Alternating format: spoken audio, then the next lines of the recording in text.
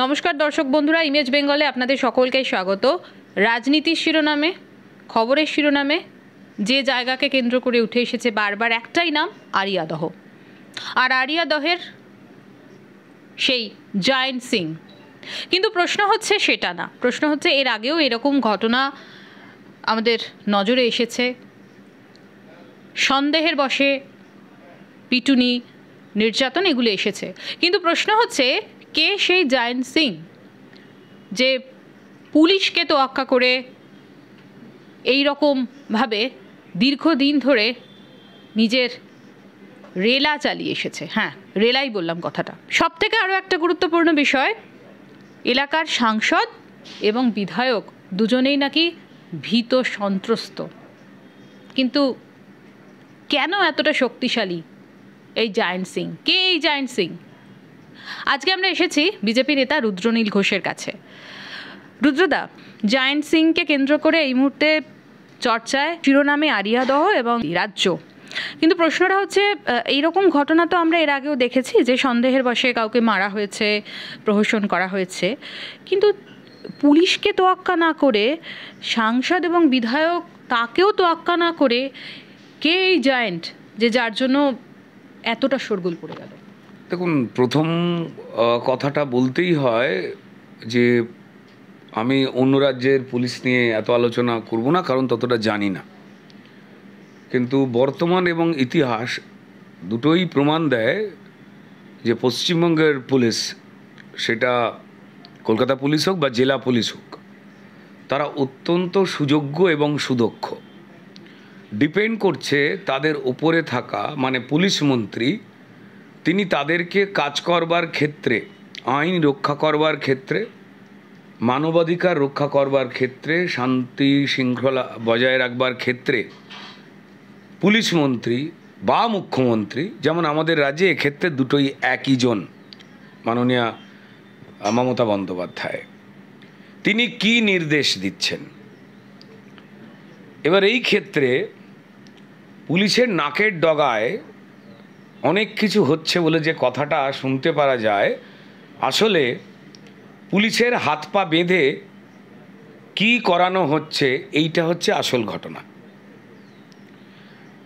পুলিশের কাছে কোন এলাকায় কত ধরনের ক্রিমিনাল বা হতে পারে ক্রিমিনাল বা বনেদি ক্রিমিনাল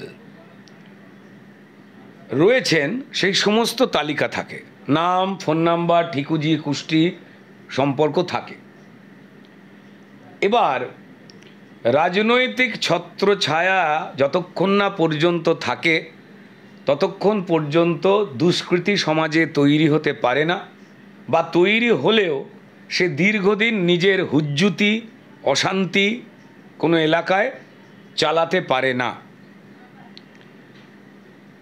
এই ক্ষেত্রে পশ্চিমবঙ্গে আমরা লাগাতার যা যা ঘটনা দেখেছি তাতে চোখের সামনে প্রত্যেকটা মানুষের স্পষ্ট হয়েছে যে মানুষের যখন অধিকার লুট হয়েছে, চুরি হয়েছে, অন্যায় হয়েছে, সেই ক্ষেত্রে যে যে ক্রিমিনালদের নাম উঠে এসেছে তারা প্রত্যেকেই শাসক তৃণমূল ঘনিষ্ঠ, এবং যতক্ষণ না পর্যন্ত তাদের দুষ্কর্মের প্রমাণ মানুষের মোবাইল বা আপনাদের মতো মিডিয়ার ক্যামেরার দ্বারা ধরা পড়ে চারিদিকে ছড়িয়েছে ততক্ষণ পর্যন্ত পুলিশ মন্ত্রী কোনো ব্যবস্থা নেননি বা পুলিশ কোনো বিবৃতি দেয়নি। অর্থাৎ পুলিশের হাত পা বেঁধে রেখে দিয়েছে তৃণমূল নেত্রী তথা রাজ্য সরকারের মুখ্যমন্ত্রী এবং পুলিশ মন্ত্রী মমতা বন্দ্যোপাধ্যায়। বিধায়ক মদন মিত্র বলছেন যে এরা সমাজবিরোধী, আমার ভয় করে। সৌগত রায় বলছেন ভয় করে। ও বেড়ে উঠলো কি করে? দুজনেই মিথ্যা কথা বলছেন। এরা দুজনেই দুরকমভাবে একে নিশ্চয়ই ব্যবহার করেছেন, তাই এই জয়েন্ট সিং ধরা পড়েনি, এবং পুলিশ কমিশনারের থেকেও মিথ্যে কথা বলা হয়েছে। টুইট করে বা সোশ্যাল মিডিয়ায় পোস্ট দিয়ে একে কখন ধরা হলো? যখন মা এবং ছেলেকে নিগৃহীত করবার ভিডিও সবার সামনে চলে এলো, তার আগে তো ধরা হয়নি। তার আগে নাকি এরম ক্রিমিনালকে মুছ লেখা দেখিয়ে নেওয়া হয়েছে। ও কি লক্ষ্মী ছেলে? অন্য রাজ্য থেকে আসা মানুষ উঠতি যে যে জায়গাগুলোতে প্রমোটিং হয় সেইখানেই এই ধরনের ক্রিমিনালদের জন্ম। এই যেখানে তৃণমূলের সিন্ডিকেট রাজ, বালি, কয়লা, পাথর, ইট, স্টোনচিপ, সেইখানেই রাজনৈতিক নেতারা এদেরকে ব্যবহার করে পকেটে পয়সা পড়েন কিছু এবং দলকে দেন, এবং লোকাল পুলিশ চোখ বন্ধ করে রেখে দেয়। খুব স্পষ্ট এরা দুজন, সৌগতবাবু এবং মদনবাবু, গা থেকে কাদা ঝেড়ে ফেলার চেষ্টা করবার জন্যই বলছেন একে আমরা বিরাট ভয় পাচ্ছি। আপনারা ল মেকার, আপনারা বিধায়ক, আপনারা এমপি, আর আপনারা বলছেন আমি ভয় পাচ্ছি, মজা হচ্ছে। ব্যারাকপুর পুলিশ কমিশনারেট বলছে 2023 সালে নাকি গ্রেপ্তার করা হয়েছে। তাহলে অথচ এই একজনকে পেটাচ্ছে ক্লাবে, যে ভিডিওটা এখন বেরিয়েছে সেটা নাকি 2021 সালে তৃণমূলের মুখপাত্ররা টুইট করে বলছে। আর এদের একটা সুন্দর নিয়ম আছে, দেখুন, তৃণমূলের 3টে পদ: আপদ, বিপদ আর সম্পদ। আপদ কারা? যারা পরিষ্কার তৃণমূলের হয়ে ভোট বা বিভিন্ন টাকা পয়সা লুট করে তৃণমূলকে দেয়, তারপর তাদের ছবি বা ভিডিও মানুষের কাছে ছড়িয়ে যায়, তারা তখন হয়ে যায় আপদ, এই রে মুখ না খোলে। দ্বিতীয় হচ্ছে যারা মুখ খুলে দিয়ে কাদের থেকে আমরা পয়সা কামিয়েছি, কাদের সাহায্যে আমাদের পুলিশ ধরতো না, পুলিশও আমাদের ভয় পেত, কোন কোন নেতা শাসক দলের তৃণমূলের বলে দিয়েছে বলে তারা মুখ খুলে দেয়, তারা হচ্ছে বিপদ। আর যারা ধরা পড়ে না অথচ নিজেরা টাকা লুট করে মানুষের এবং তৃণমূলকে টাকা সাপ্লাই দেয়, দুলা সেনের নিয়ম অনুযায়ী তৃণমূল নেত্রী 25% নিজে রেখে 75% দলকে দেয়, যদিও তারা এটা মানছে না, নিজেরাই 75% রাখছে আর 25% দলকে দিচ্ছে বলে খবর পাওয়া যায়। সবাই বলে এরা হচ্ছে যারা ধরা পড়ে না, তারা হচ্ছে সম্পদ। এই জয়ন্ত সিংয়েরা প্রত্যেকটা তৃণমূলের কাউন্সিলর, এমএলএ, এমপির এক একটা করে প্রত্যেকটা জায়গায় পোষা আছে। এই জয়ন্ত সিং এবং লক্ষ্মীর গন্ডার পুলিশ, আমি পশ্চিমবঙ্গের পুলিশের নাম দিয়েছি লক্ষ্মীর গন্ডার। তারা লক্ষ্মী ছেলে সেজে কানের চামড়া এত মোটা করেছে গন্ডারের চামড়ার মতো, মানুষের হাহাকার, মানুষের কান্না, মানুষকে নিয়ে যে অন্যায় হচ্ছে সেইটা তারা চোখেও দেখে না, কানেও শোনে না। তাদের বারবার আদালত ভৎসিত করলেও, নিন্দা করলেও, যে কেন আপনারা আইনের রক্ষা না করে, যে কারণে আপনাদের কাঁধে অশোক স্তম্ভ, যে কারণে আপনাদের চাকরি, সংবিধান রক্ষা করা, আইন রক্ষা করা, মানুষের অধিকার রক্ষা করা নিরপেক্ষভাবে, সেইটা না করে কেন আপনারা প্রমোশনের লোভ বা ট্রান্সফারের ভয়েতে তৃণমূলের দালালি করছেন? কানে কথা তারা শোনে না, তাদের যাই বলা হোক না কেন কানের চামড়া মোটা করে ফেলেছে টপ টু বটম অধিকাংশ পুলিশের কর্তা বা কর্মীরাই। তাই তারা লক্ষ্মীর গন্ডার। তৃণমূল দলকে যারা আঙুল তোলে তারা তাদের গুঁতোতে চায় গন্ডারের শিং দিয়ে, মিথ্যে কেস দেয়।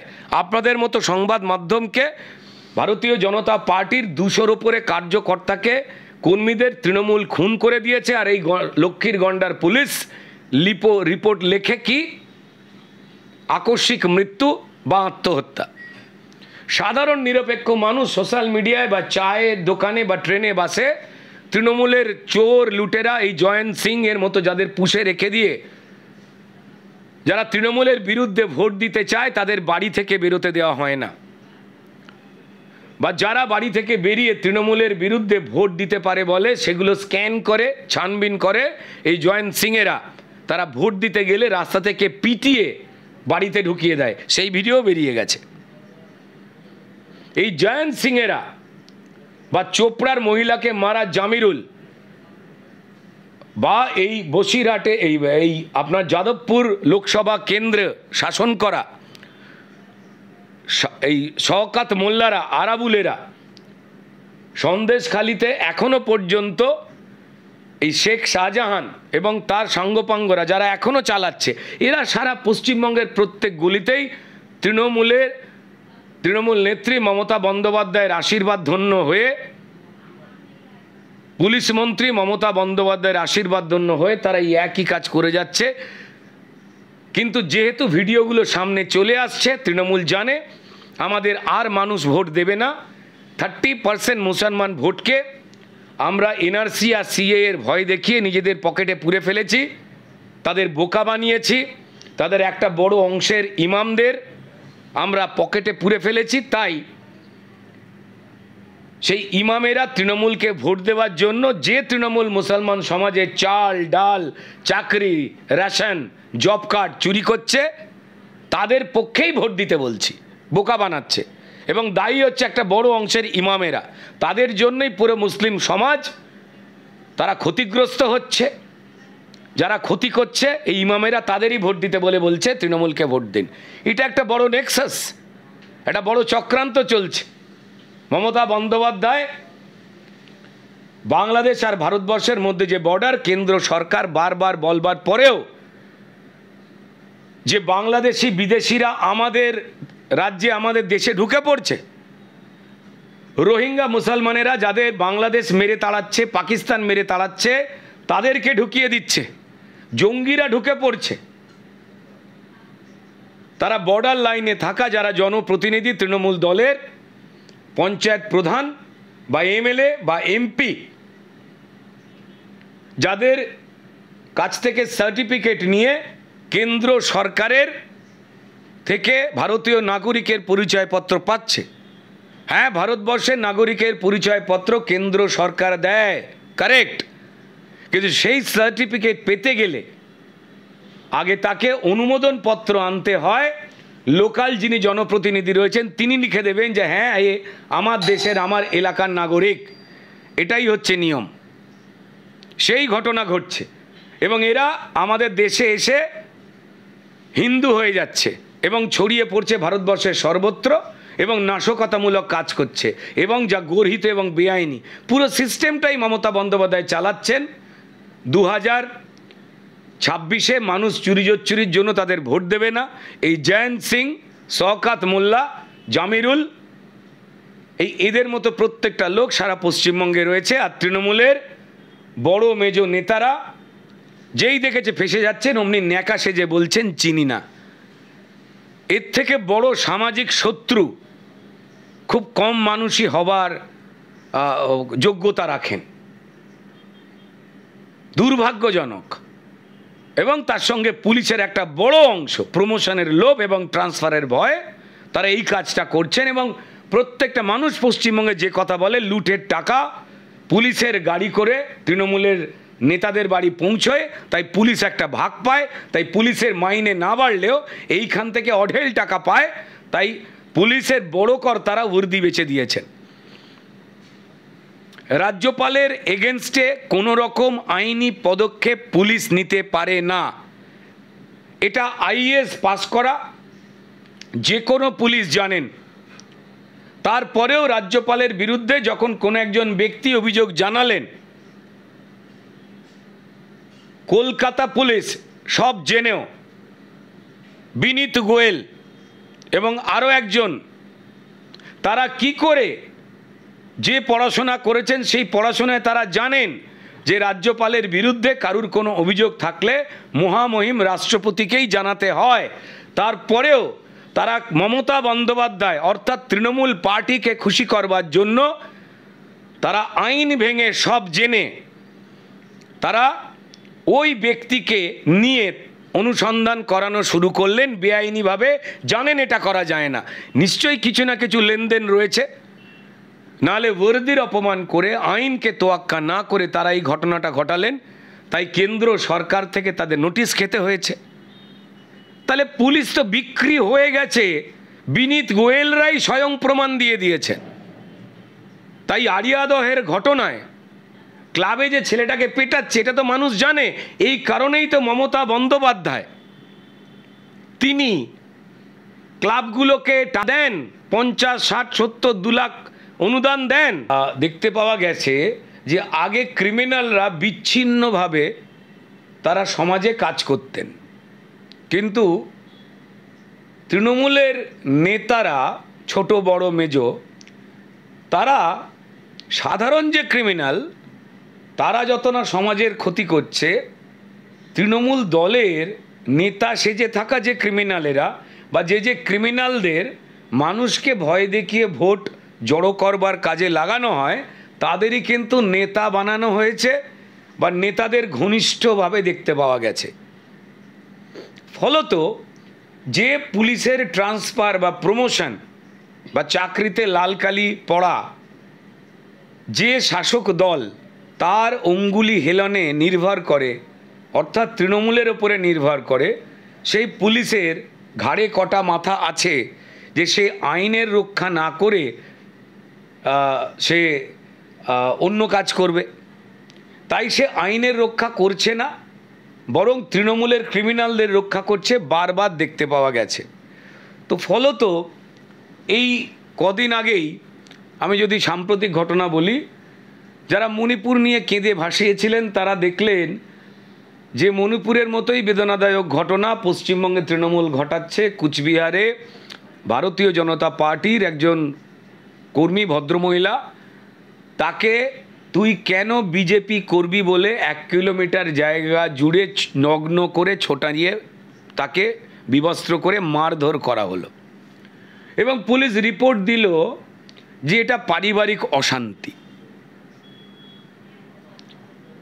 তর্কের খাতিরে ধরেই নি, যদি পুলিশ, আমি ধরে নিলাম ওই মহিলা যা যা বলছেন সব মিথ্যে, যদি পারিবারিক অশান্তি হয় তাহলেও ভারতবর্ষের কোন আইনে কোথায় কাকে অধিকার দেওয়া হয়েছে যে পারিবারিক কোনো ঘটনা ঘটলে আপনি আপনার বাড়ির কোনো মহিলাকে 1 কিলোমিটার অঞ্চল ধরে ছুটিয়ে নগ্ন বিবস্ত্র করে মারধর করতে পারেন? যারা এটার সঙ্গে জড়িয়ে তাদের কড়া থেকে কড়া শাস্তি হয়।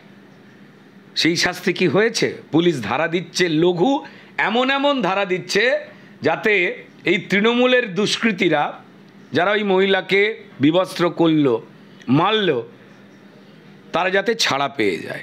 এটা তাহলে কার নির্দেশে? পুলিশ মন্ত্রী ছাড়া হতে পারে না, কারণ যারা করেছেন এই তৃণমূল দলেরই তো মুখ্যমন্ত্রী হয়ে মুখ্যমন্ত্রী হয়েছেন মমতা বন্দ্যোপাধ্যায়, তিনি তো ওই দলেরই মাথা, তিনি তো মুখ্যমন্ত্রী এবং পুলিশ মন্ত্রী। তাই পুলিশ তার দলের লোকেরা যতই ক্রাইম করুক না কেন ছাড় দিয়ে গেছে। উদ্দেশ্য কি? মানুষের সম্পদ লুট করো, বা কোনো মানুষ প্রতিবাদ করলে, কোনো মিডিয়া প্রতিবাদ করলে তাদের চমকাও, ধরো, মারো। তাই এই কুচবিহারের ঘটনার পর কিন্তু ইসলামিক রাষ্ট্রের স্বপ্ন দেখা, ইসলামিক নিয়মে, শরিয়াত নিয়মে চালানো এই চোপড়ার বিধায়ক হামিদুর রহমান তার আলালের দুলাল ক্রিমিনাল, তৃণমূলের ক্রিমিনাল জামিরুলকে দিয়ে, মহিলাকে দিয়ে বেত মারালো এবং এই বেত মারার কাজ পুলিশের নাকের ডগায়, পুলিশের সামনে দীর্ঘদিন ধরে হয়ে আসছে। এই তালিবানি পদ্ধতিতে বিচার, যে বিধায়ক স্বপ্ন দেখে এটা মুসলিম রাষ্ট্র, সেই অনুযায়ী আচার বিচার চলবে। এক্ষেত্রে একটু বাড়াবাড়ি হয়ে গেছে, আমি বলছি না, তিনিই বলেছেন। তাকে শুধুমাত্র দল শো কজ করেছে। তাও কেন করলো? যখন ভিডিও সবার কাছে ছড়িয়ে পড়লো, তারপর, তার আগে নয়। শুক্রবার দিন বেত মারা হয়েছে, বিকালবেলা রাস্তায় ফেলে মহিলাকে আর্তচিৎকার করেছেন। তালিবানি কায়দায়, শরিয়াতি আইন অনুযায়ী যেভাবে বিচার হয়, ইসলামিক কান্ট্রিগুলোতে এই ধরনের বিচার কমছে। সেই ফ্র্যাঞ্চাইজিটা নিয়ে নিয়েছে তৃণমূল। পুলিশ জানে না? পুলিশ জানে তো। ওই এলাকা শাসন করছে জামিরুল ইসলাম, যে সব ভেঙে গুঁড়িয়ে দেয় বলে, তার নাম হচ্ছে জেসিবি। সে জমি দখল করে ওই জেসিবি মেশিন দিয়ে, তার নাম জেসিবি। তো জানে না? এই একই পরম্পরাই তো ভাঙড়ে ঘটে। আরাবুল ইসলামেরা বা শওকত মোল্লারা ঘটায়। এই তুই বোমবাদী শওকত মোল্লা, যিনি বলেছিলেন তিনি তৃণমূল নেত্রী, আমাদের মুখ্যমন্ত্রী এবং পুলিশ মন্ত্রী, তিনি এই ক্রিমিনাল শওকত মোল্লাকে জেলে না পুরে উল্টে তাকে জেড ক্যাটাগরির নিরাপত্তা দেন। আমি বলছি না, সবকটা মানুষের চোখ এবং জ্ঞান বলছে, সবাই জানে। এবং শাহজাহান শেখ, শেখ শাহজাহানকে যখন সবাই মিলে ধরতে গেল, তার নারকীয় কাণ্ড সন্দেশখালী, বসিরহাট জুড়ে যে তিনি যা করেন, যার এলাকা থেকে বিদেশি আগ্নেয়াস্ত্র পাওয়া গেল, কে পেল না? কেন্দ্রীয় টিম যখন এসে অনুসন্ধান করতে নামলো, তাকে 1 মাস 2 মাস ধরে পুলিশ খুঁজে পাচ্ছে না। সবাই তো জানে পুলিশ চাইলেই খুঁজে পেতে পারে, কিন্তু যখন ধরা পড়লো, কখন ধরা পড়লো? যখন কোর্ট বলে দিল না, এমন কোনো ধারা আমরা দিইনি, যা তৃণমূল বলছে সেগুলো মিথ্যে, যে কেউ ধরতে পারে, ইডি সিবিআইকেও বলছি ধরে ফেলুন। যদি ইডি সিবিআইয়ের হাতে চলে যায়, তাই স্টেট পুলিশ যাতে নিজের ঘরে ওকে রেখে দেওয়া যায়, যাতে না ওর পেট থেকে কথা বলতে পারে, কীভাবে মানুষের সর্বনাশ এবং লুট করেছে এবং তৃণমূলকে দিয়েছে, সেই জন্য তারা ধরলেন। আবার নিয়ম মেনে সেই ইডি সিবিআইয়ের হাতে চলে গেল এবং তাকে ছাড়াবার জন্য রাজ্য সরকার সুপ্রিম কোর্টে আমাদের ট্যাক্সের টাকা খরচ করে গেল ক্রিমিনালকে ছাড়াবার জন্য, এবং আবার সপাটে থাপ্পড় খেলো গালে। এ কিসের ইঙ্গিত দেয়? ক্রিমিনালদের তৃণমূল নেতা বানায়, ক্রিমিনালদের তৃণমূল পশ্চিমবঙ্গের সর্বনাশ করে আগলে রেখে দেয়।